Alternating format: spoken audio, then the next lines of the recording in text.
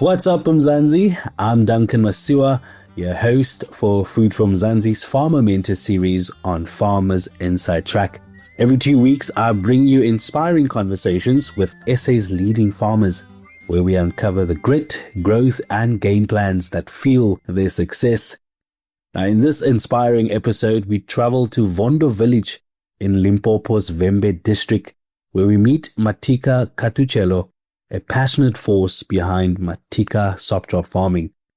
Now, from humble beginnings to managing 10 hectares of macadamias, avocado, and litchi orchards, Matika shares how he turned his childhood love for farming into a thriving business. Thanks for making time to chat with us, Matika. For those who might not know, please take us through what it is that you farm. Thank you so much for making time to chat with us, Matika Khathutshelo.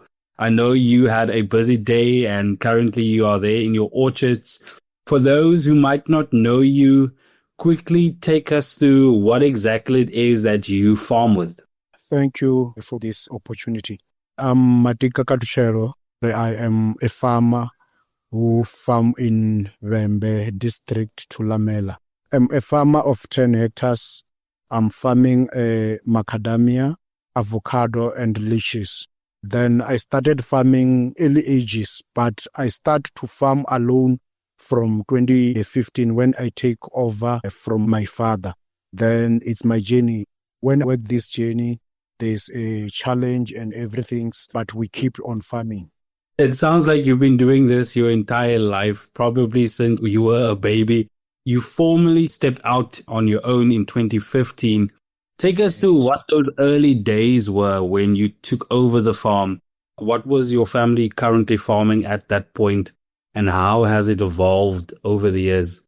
When I take over 2015, the family, it was working these 10 hectares, but the purpose is to provide food at home because they are busy planting a maize on this farm, but there's little bit of avocado trees and litchi trees and little bit of macadamia.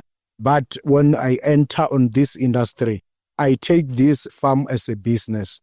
Then I supposed to change each and everything. Even now, there is a trees that planted by my father, but 90% of this farm, I'm already changed from 2015 to the business wise because you find the olden time, they was planting 100 trees or less than 100 trees per hectare. But now, if you farm, I planted 312 trees per hectare. Then you see the different uri. At the olden days, there was just planting. But now we do first market research, we do second climate and the yield rainfall. Then we're supposed to collect that all information. Then we implement our farming as a business. It sounds to me like you expanded from macadamias, then into avocados and then litchis. Yes, I expanded because before 2015, on macadamia, you find already my father, they just doing maybe 5 to 10 crate. Now I'm standing on 3 to 5 ton. It means it's 150 to 500 crate from the 10 crate that my father was producing. On avocado, you find where my father, they was doing maybe 2 to 5 ton. But now, me, I'm standing from 10 to 25 ton.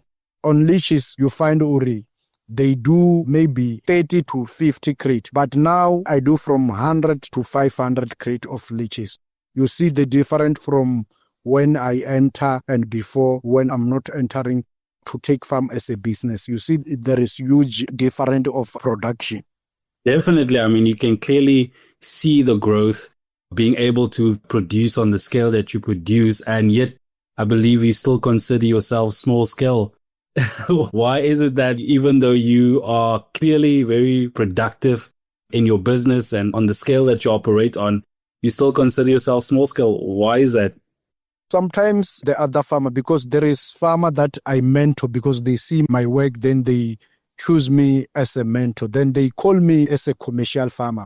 But me, I don't need to go there now because I still need to learn more on farming because what I learn, if you go faster on farming, you can do a lot of mistake. I used to tell people, Uri, If you do mistake now, when people like me around you, it's your choice, because there is people who get information in a bad way.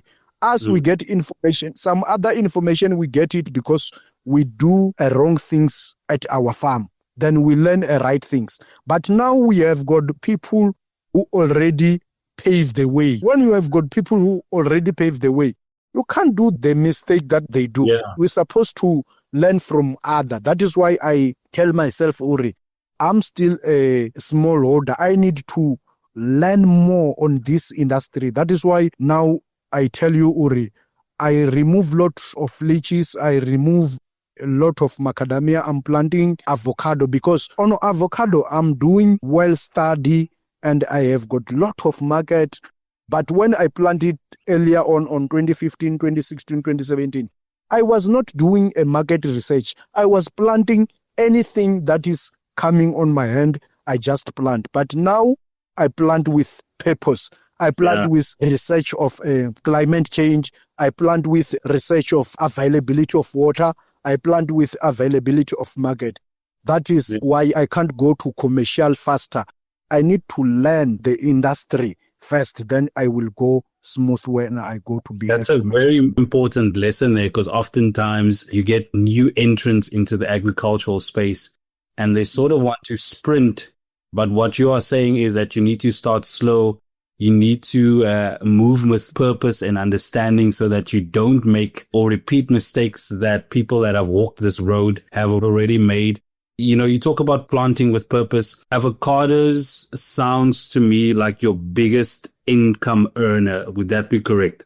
Yes, it's a big income product, and it's the product that I studied day and night, because on avocado, the other people, they said avocado is difficult. But on my side now, I don't take avocado as a difficult crop, because I studied day out, day in.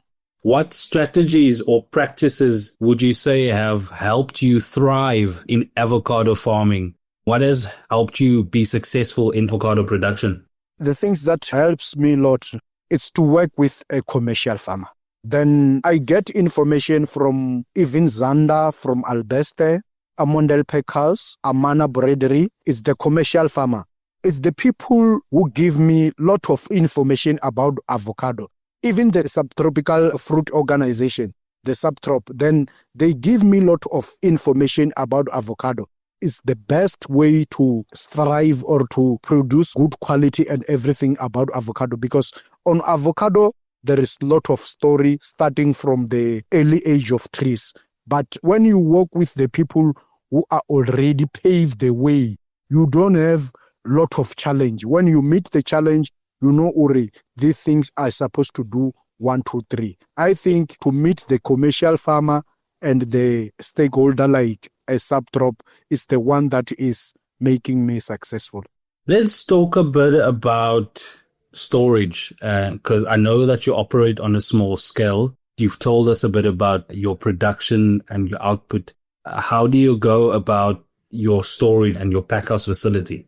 On that one, it's the biggest challenge at our area, because now you find we're supposed to harvest avocado at tree. Then we're supposed to dip it inside another chemical in order not to rot. You find that all process, we do it under the trees, because we don't have a good shed that we can do that things. But on side of a packhouse, I think on my side, it's not good idea to have a packhouse. I use packhouse packaging facility of Amondel Packers. I send my product, then they package it, then they market it. I think on my side, what I need, the place, the shed that can we pick avocado at the farm, then we come back and we dip it inside, then the transport delivery take it from the place that we prepare it and go to the packhouse. The biggest things that we are winning on that issue is because we are handling our fruits in good way. Like earlier on, I tell you, Uri, when you work with the commercial farmer, they teach you about the handling of avocado. They teach you about processing quality. On that things, I'm okay with that things. But when it comes to package it at the crate, then to send at the packhouse, it's difficult story, when we find the place to dip it, because we do it in the trees because we don't have place that we can do it, that thing. I'd love to hear what are your future plans in terms of navigating that challenge. But we have the privilege to have this interview with you while you are in your orchards. Quickly give us a scan through of where you are. Is it your avocado fields? What fields are you currently in? We are at Litchi's field, and the other portion is around at the pollination bees and Litchi's block. Fantastic. And how many hectares do you produce your litchis? Litchis, I have 3 hectares litchis, but we cut it down. We checked the climate and everything. Then we left with 1 hectares. Then the other 2 hectares, we need to cut it and prepare for avocado. You and I had a conversation earlier that your turnover is between 200,000 and 400,000. Maybe explain to us exactly how that works. What has helped you to be able to consistently hit these turnover ranges? The thing that is happening on us, I am lucky because I'm working with related pack house.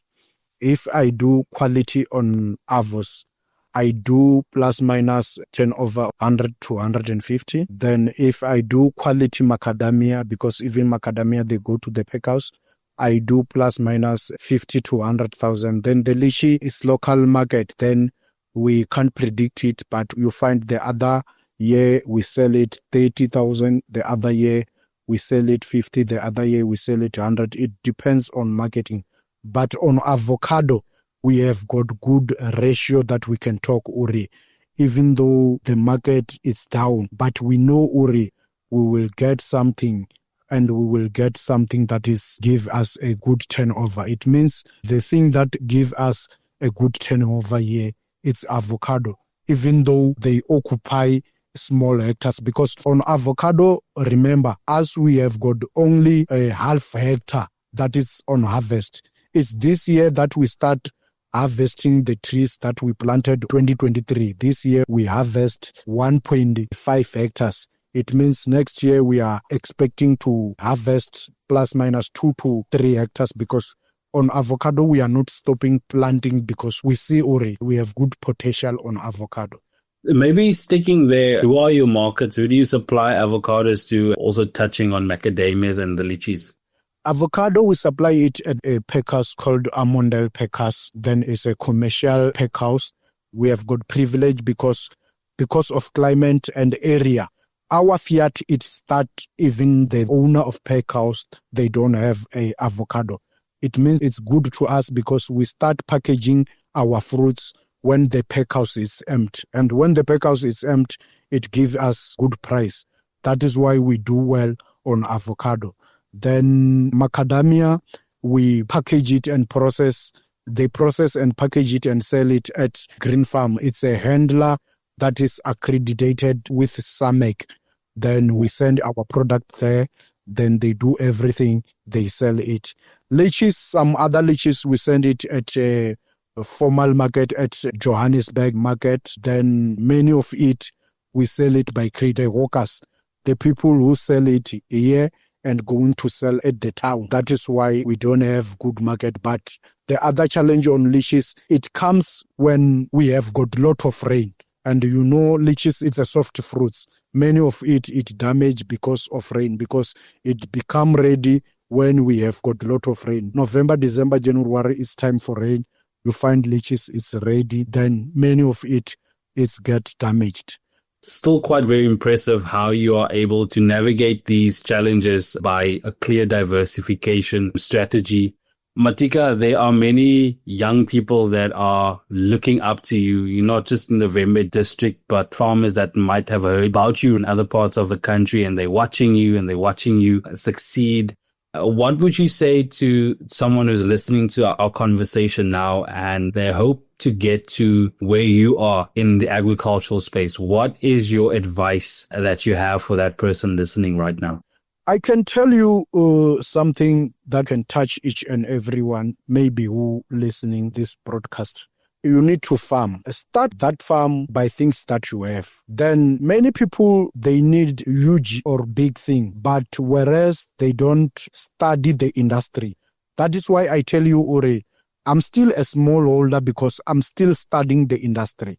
Then when you start farming, come and start the industry. Because if you don't start the industry, you can come with a lot of money. Then you can invest in a wrong way. Can I give you example? You can find already Matika, they plant avocado. Even you said, I need to plant avocado because I have got start. You find on your area avocado that can be doing well, it's Hess or it's Fiat. You plant something different with your area, then you do lot of mistake and you do lot of loss. Then I can encourage each and everyone who need to enter on farming. And I said, if you need to start farming, do research. Talk to the people who are on industry. Nowadays, we have got a lot of stakeholder on industry. If you need to farm macadamia, you can engage with Samek. If you need to start avocado, you can engage with Saga. Then the stakeholder, it is there. Each and every people, they need to start farming. They're supposed to study their farm, because if you don't study, you can do a good things, but without knowledge, you find already at the end, these things, they don't have market, or this thing is not good at your area, or this thing, it can't work on your area because you have got less water. Because on farming, we have got a lot of stories. But if you start, check all lot of stories, then you can choose your crop in a correct way. Lastly, where do you see Matika Subcrop Farming in 5 years? What is your vision for growth? Where do you see yourself in the next 5-10 years? For now, I focus to expand on production. There is no chance now, this farm we are farming, it is small. We need to go out and to buy another farm or to lease another farm. But we need to lease or to buy farms to the place that can, subtropical fruits, it can do well. Because we need to expand a lot of volume in avocado. Even though we don't push away macadamia, but we need to expand this production, because the sensitive story or the bad part of our story, you find we harvest our avocado maybe on 2 weeks or 1 week. Then you find packers, they still need more of our fruits. Then that things, it give us a lot of mind to expand, to buy another farm or to lease another farm in order to increase our production. There is no anything that we focus. The things that we focus now is to increase production. When we finish about increasing the production, is the time that we can study to start our own pack house. But for now, we need to increase more volume because we are producing, but we are producing less. There you have it, Matika Khathutshelo unpacking his farming enterprise for us. You can, of course, read more on this topic by visiting www.foodfromzansi.co.za. Remember to subscribe to our podcast on your favorite platform so you never miss any of the episodes. From me, Duncan Masiwa, our technical producer, Megan van der Vent, and the rest of #Team Food from Zanzi, thanks for listening.